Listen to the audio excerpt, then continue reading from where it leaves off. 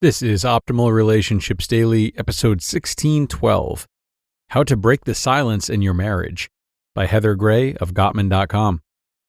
Hello, everybody, and thanks a lot for joining me today here on ORD. I'm your host and narrator, Greg Audino, and this time I've got an article for you from the esteemed Gottman Institute, which is often considered the greatest resource for relationship content, as the founder, John Gottman, is the godfather of relationships, so to speak. Let's hear what their contributor Heather Gray has to say today as we jump into this article now and start optimizing your life. How to Break the Silence in Your Marriage, by Heather Gray of Gottman.com. Constant conflict, chronic disrespect, and serious betrayals get a lot of airtime when we're talking about bad relationships. It's easy to understand that relationships fail when conflict is unrelenting. However, after working with couples for 15 years, it has become crystal clear that those couples have a leg up on other couples that are struggling. At least they're talking, even if they're arguing. Because as Lisa Brooks Kift, LMFT, explains, not arguing means you're not communicating. Some partners avoid conflict because they think that they're keeping the peace.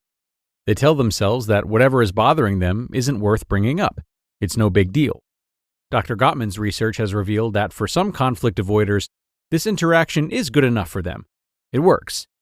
However, as he details in Principia Amoris, these couples are at greater risk of drifting apart with zero interdependence over time, and thus being left with a marriage consisting of two parallel lives, never touching, especially when the children leave home.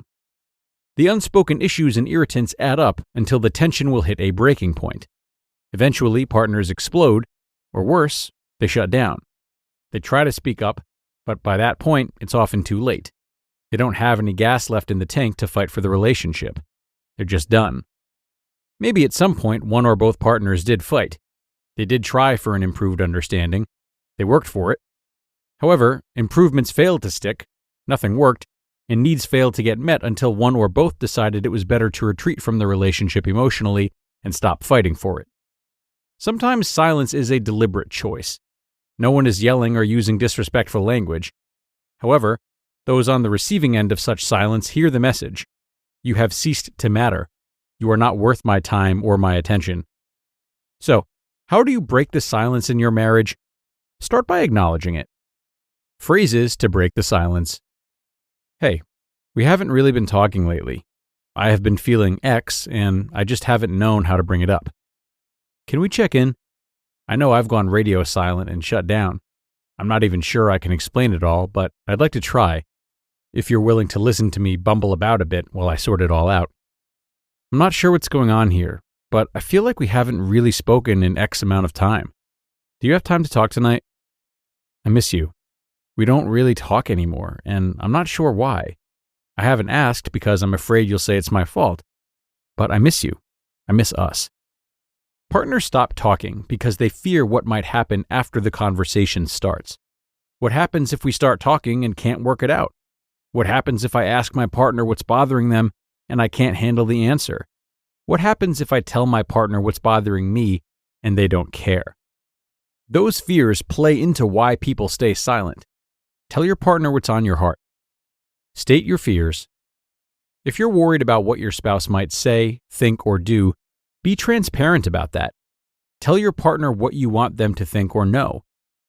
I know I'm not the best communicator, but silence can't be good. I'm nervous that we're going to end up in a fighting match. I really don't want to fight with you. I want us to work this out together. I know we keep trying. I know we keep failing, but silence is giving up, and I don't want to do that. I know that we haven't been talking. The truth is, I'm scared because I'm desperate for us to connect. I feel like we're on opposite sides, and I want to feel like we're a team again. I want us to figure out some way to work this out, even though neither of us really knows how to start. Hey, I don't want you to feel under attack here. I know I am to blame too, but this conversation has to start somewhere. Our relationship is too important to me to not try. So here goes. I caught myself the other day, telling a friend about how great you were with X. I realized I never told you that I thought you did that well. In fact, I can't remember the last time we had a conversation that went beyond our to-do lists. Can we figure out a time to just check in please? Now that you've broken the silence in your marriage and opened the door to connection, the next step is to walk through it together. You just listened to the post titled, How to Break the Silence in Your Marriage by Heather Gray of Gottman.com. And a really terrific post from Heather today, as is customary with Gottman. So many great conversation starters today that are laced in honesty and vulnerability, ownership and accountability, as opposed to aggression. And I really hope that anyone in need considers some of these prompts. And it's always worth examining why honest or vulnerable communication might be difficult for you or your partner too. Not everyone is as interested in or finds as much value in continuing to peel layers back like this. But for those who do, like me, understand that it all boils down to a fear that we won't be loved. We fear that what we say won't be accepted somehow, and thus that we won't be accepted, and therefore loved. But in not communicating and showing our true selves, we have to understand that we're only preventing the opportunity to receive that genuine love, because we aren't exposing our truest selves. Some food for thought, my friends, as we wrap up for today and put another episode of ORD in the books. I always love reading from the Gottman Institute, so thanks a lot for staying until the end here with me today. Wishing you a great rest of your day, of course, and I'll see you back here tomorrow for more. That's where your optimal life awaits.